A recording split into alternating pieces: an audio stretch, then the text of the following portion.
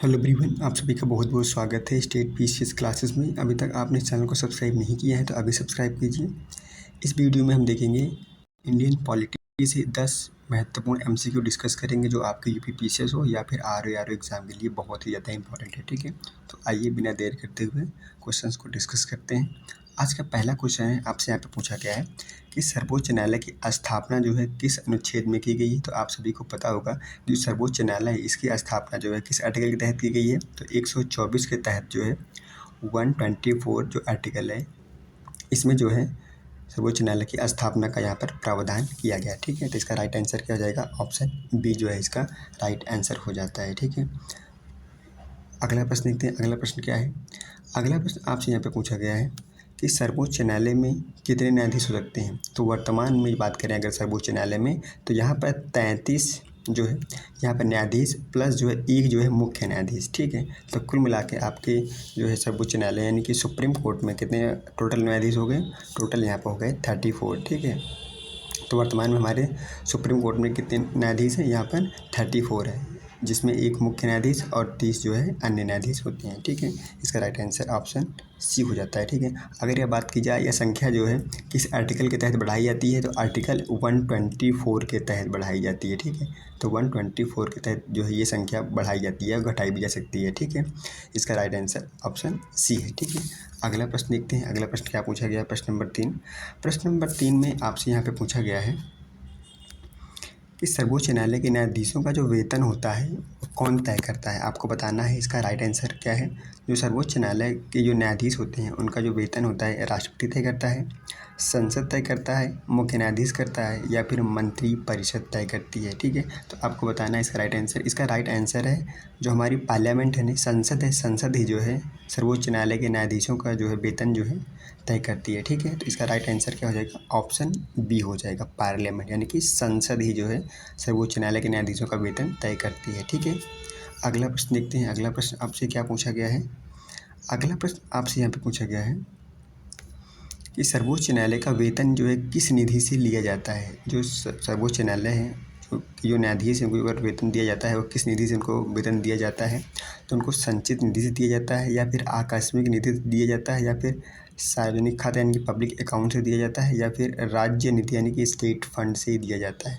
तो आप सभी को पता होगा कि जो संचित निधि है जो है कंसोलिडेटेड फंड है जो है यह आर्टिकल 125 में इसका उल्लेख किया गया है। ठीक है, आर्टिकल 125 में उल्लेख किया गया है कि जो है जो मुख्य न्यायाधीश हो गए और अन्य न्यायाधीश होंगे सुप्रीम कोर्ट का उनको जो वेतन दिया जाएगा वह संचित निधि से दिया जाएगा। कहाँ से दिया जाएगा, कंसोलिडेटेड फंड से दिया जाएगा। ठीक है, इसका राइट आंसर क्या हो जाएगा, ऑप्शन ए जो है इसका राइट आंसर हो जाएगा। ठीक है, तो सर्वोच्च न्यायालय के जो न्यायाधीश होते हैं उनका जो वेतन होता है, वेतन और भत्ता कहाँ से दिया जाएगा, वह संचित निधि से दिया जाएगा। ये इसका उल्लेख कहाँ किया गया है, आर्टिकल 125 में जो है इसको जो है लिखा गया है। ठीक है, अगला प्रश्न देखते हैं। अगला प्रश्न क्या पूछा गया आपसे, अगला प्रश्न आपसे यहाँ पे पूछा गया है कि कार्यवाहक मुख्य न्यायाधीश की नियुक्ति कौन कर सकता है। अगर मान लीजिए सुप्रीम कोर्ट में जजों की संख्या कम है, ठीक है, अगर कोई कार्यवाहक जो है यहाँ पर मुख्य न्यायाधीश या मान लीजिए चीफ जस्टिस है उनकी डेथ हो जाती है या फिर अन्य कारणों से अगर वो नहीं रहते हैं तो अगर यहाँ पे मुख्य न्यायाधीश की नियुक्ति करना हो, ठीक है, कार्यवाहक तौर पर,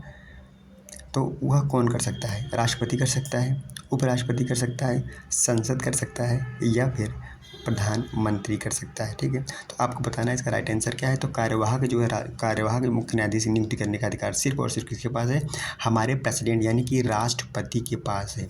आर्टिकल 126 में जो है इसका उल्लेख किया गया है कि राष्ट्रपति चाहे तो वह कार्यवाहक जो है यहाँ पर जो है मुख्य न्यायाधीश की नियुक्ति यहाँ पर कर सकता है। ठीक है, आर्टिकल 126 के तहत। ठीक है, इसका राइट आंसर क्या हो जाएगा, ऑप्शन ए, प्रेसिडेंट यानी कि राष्ट्रपति जो है कार्यवाहक मुख्य न्यायाधीश की नियुक्ति यहाँ पर कर सकता है। ठीक है, अगला प्रश्न देखते हैं। अगला प्रश्न आपसे क्या पूछा गया है, अगला प्रश्न आपसे यहाँ पे पूछा गया है प्रश्न नंबर 6 में यहाँ पे आपसे बात किया गया है कि तदर्थ न्यायाधीश की नियुक्ति के लिए सहमति कौन देता है। जो तदर्थ न्यायाधीश होते हैं उनकी जो है सहमति के लिए जो है नियुक्ति के लिए सहमति कौन देता है, आपको बताना है इसका राइट आंसर क्या है। ऑप्शन ए प्रेसिडेंट देता है, ऑप्शन बी जो है मुख्य न्यायाधीश देता है, ऑप्शन सी संसद यानी कि पार्लियामेंट देती है, ऑप्शन डी ए और बी दोनों देते हैं। तो आप सभी को पता होगा कि अगर जब यहाँ पे तदर्थ न्यायाधीश की बात आती है तो इसमें राष्ट्रपति और मुख्य न्यायाधीश दोनों जो है मिलकर जो है क्या करते हैं, इसमें जो है नियुक्ति के लिए जो है सहमति देते हैं। ठीक है, तो आपका प्रेसिडेंट और प्लस जो है जो आपका CJI होगा ना, CJI chief justice of India होगा, तो दोनों लोग मिल के क्या करते हैं जो है तदर्थ न्यायाधीश जो होता है उसको नियुक्ति की जो है सहमति देते हैं, फिर उसको यहाँ पर नियुक्त किया जाता है। इसका राइट आंसर क्या हो जाएगा, ऑप्शन जो है डी है जो है इसका सही हो जाता है। ए और बी जो है दोनों सही है। ठीक है, इसका राइट आंसर क्या है, ऑप्शन डी सही है। ठीक है, अगला प्रश्न देखते हैं। अगला प्रश्न आपसे क्या पूछा गया प्रश्न नंबर 7 में।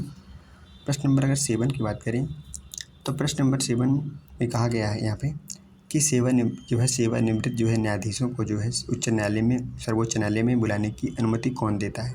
अगर कोई व्यक्ति जो है वो मुख्य न्यायाधीश रहा हो, ठीक है, या फिर जज रहा हो सुप्रीम कोर्ट में, ठीक है, और वह उसका रिटायरमेंट हो गया हो, ठीक है, लेकिन उसको फिर से जो है यहाँ पे सर्वोच्च न्यायालय में बुलाना है, ठीक है, तो उसको कौन बुला सकता है। ठीक है, मुख्य न्यायाधीश बुला सकता है, राष्ट्रपति बुला सकता है, या फिर दोनों जो है मिलकर उसको बुला सकते हैं। तो इसका जो राइट आंसर है वो क्या हो जाएगा, इसका जो राइट आंसर है ऑप्शन सी हो जाएगा। मुख्य न्यायाधीश और राष्ट्रपति जो है दोनों अपनी सहमति देकर जो है उसको यहाँ पर नियुक्त कर सकते हैं। ठीक है, तो यहाँ पर अगर बात की जाए सेवानिवृत्त न्यायाधीशों को जो है उच्च न्यायालय में बुलाने की अनुमति जो है CJI और प्रेसिडेंट यानी कि मुख्य न्यायाधीश और राष्ट्रपति की जो है सहमति पर जो है उसको यहाँ पर बुलाया जा सकता है। इसके लिए इसका राइट आंसर ऑप्शन सी इसका राइट आंसर होगा। ठीक है, जो कि कौन सा आर्टिकल में अगर यहाँ पे बात की जाए किस आर्टिकल के तहत बुलाया जाता है तो ये 128 के तहत यह बुलाया जाता है। ठीक है, और अगर यहाँ पे बात किया जाए, हमने आपको यहाँ पे बताया था कि जो तदर्थ न्यायाधीश होते हैं, तदर्थ न्यायाधीश को बुलाने का जो होता है जो यहाँ पे नियुक्ति देने का जो है यहाँ पे अधिकार जो है किस आर्टिकल में, तो 127 में जो है इसका उल्लेख यहाँ पर किया गया है। ठीक है, तो तदर्थ न्यायाधीश होंगे 127 आर्टिकल के तहत जो है उनको यहाँ पर क्या किया जाता है, नियुक्ति यहाँ पर दी जाती है। ठीक है, तो क्योंकि आपको आर्टिकल पता होने चाहिए इसलिए मैं आपको सभी को आर्टिकल जो है सारे आर्टिकल बताते चल रहा हूँ। ठीक है, अब अगर यहाँ बात करें जो है प्रश्न नंबर जो 8 है, प्रश्न नंबर 8 में यहाँ पे कहा गया है कि सर्वोच्च न्यायालय को अभिलेख न्यायालय का दर्जा किस अनुच्छेद में दिया गया है। तो आप सभी को पता होगा जो सर्वोच्च न्यायालय है ये क्वेश्चन जो है UPPSS में आ चुका है। ठीक है, आपसे डायरेक्ट आर्टिकल पूछा गया था। ठीक है, तो यहाँ पे सर्वोच्च न्यायालय को अभिलेख न्यायालय का दर्जा किस अनुच्छेद में दिया गया है। अनुच्छेद 129 में दिया गया है, यानी 129 में दिया गया है, 130 में, 131 में, या फिर 132 में दिया गया है।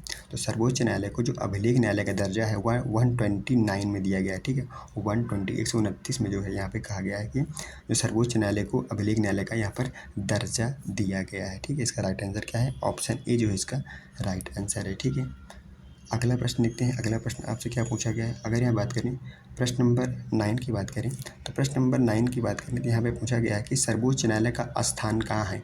अभी वर्तमान में बात की जाए तो सर्वोच्च न्यायालय का स्थान कहाँ पे है, यह दिल्ली में है। कहाँ पे है, दिल्ली में है, और इसका जो स्थान है वह परिवर्तित किया जा सकता है। ठीक है, ऐसा नहीं है कि ये दिल्ली है तो ये परमानेंट है, ऐसा नहीं है।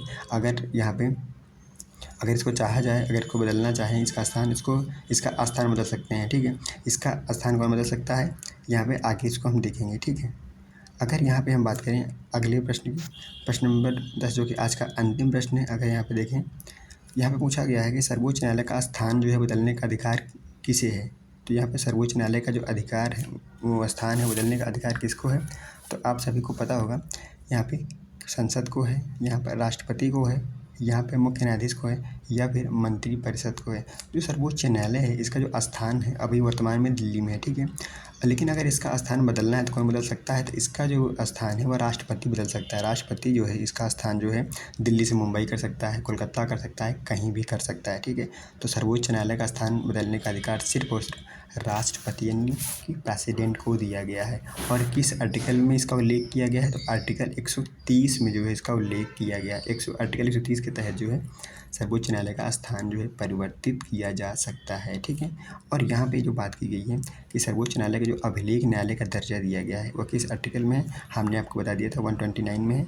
और सर्वोच्च न्यायालय का स्थान कहाँ पे है, इसकी बात कहाँ की गई है, इसकी बात भी जो है आर्टिकल 130 में की गई है। ठीक है, तो आर्टिकल 130 में बात की गई है कि जो सर्वोच्च न्यायालय है उसका स्थान क्या होगा, नई दिल्ली होगा। ठीक है, और यहाँ पे इसका स्थान मैंने आपको बताया, इसका स्थान जो है राष्ट्रपति के द्वारा बदला भी जा सकता है। ठीक है, कहीं भी बदला जा सकता है। ठीक है, और इसकी जो है जो पिछले हमारे उपराष्ट्रपति थे वेंकैया नायडू जी उन्होंने ये बात भी कही थी कि सुप्रीम कोर्ट में बहुत सारे केसेस हैं जो कि पेंडिंग है, इसको कम करने के लिए इसकी जो है खंडपीठ खोली जानी चाहिए, यानी कि इसकी शाखाएँ होनी चाहिए, ताकि जैसे दक्षिण भारत के, अब आप देखेंगे यहाँ जो दक्षिण भारत का इलाका है, यहाँ से लोग जब देखोगे यहाँ पे जो यहाँ से दक्षिण भारत से लोग अब यहाँ पे दिल्ली आते हैं तो उनको काफ़ी लंबा जो है यहाँ पर ट्रैवल करना पड़ता है, ठीक है। और जो व्यक्ति नॉर्थ ईस्ट से आते हैं उनको काफ़ी लंबा यहाँ पर जो है यहाँ पर काफ़ी ज़्यादा लंबा जो है यहाँ पर दूर तय करनी पड़ती है ना यहाँ पर ट्रैवलिंग में। तो उनका कहना था कि एक अगर यहाँ पे साउथ में खुल जाए और एक यहाँ पे नॉर्थ में खुल जाए तो सुप्रीम कोर्ट का जो मेन दफ्तर है, जब मुख्य यहाँ पे मेन ऑफिस है, इसका बोझ कुछ कम हो जाएगा, क्योंकि जब खंडपीठ खुल जाती है तो वो इधर के साउथ के केस को यहाँ पे सुन लिया जाएगा और नॉर्थ उसकी जो ईस्ट के केसेस होंगे उसके यहाँ पर सुन लिया जाएगा, ठीक है। लेकिन अभी तक इस पर ये जो विचाराधीन है, अब इस पर जो है कोई फैसला लिया नहीं गया है, ठीक है। जो फैसला अगर यहाँ पे खंडपीठ बनाई जाती है तो यहाँ पे एक तरह से देखा जाए तो चीज़ें इजी हो जाएंगी, लोगों को यहाँ पर जस्टिस यहाँ पे जल्दी मिल जाएगा, ठीक है। क्योंकि आपको पता है हमारे यहाँ जो है बहुत ही ज़्यादा नंबर ऑफ जजेस कम है, कोर्टें भी कम है ना, जो कोर्ट होती हैं वो भी कम है, जजेस भी कम है, इस वजह से लोगों को जो है न्याय जो है देरी से मिलता है, ठीक है। तो आप लोग मुझे कमेंट करके बताइए, ज़रूर बताइएगा कि आप लोगों ने 10 प्रश्न में से कितने प्रश्न जो है सही किए हैं, ठीक है। अगर आपने चैनल को अभी तक सब्सक्राइब नहीं किया है तो प्लीज़ सब्सक्राइब कीजिए, अपने दोस्तों के साथ भी शेयर कीजिए। वीडियो देखने के लिए आपका बहुत बहुत धन्यवाद। अगर ये PDF चाहिए तो आप state PCS classes Telegram channel पर जाके इसकी PDF डाउनलोड कर सकते हो, ठीक है। वीडियो देखने के लिए आपका बहुत बहुत धन्यवाद। Thank you so much.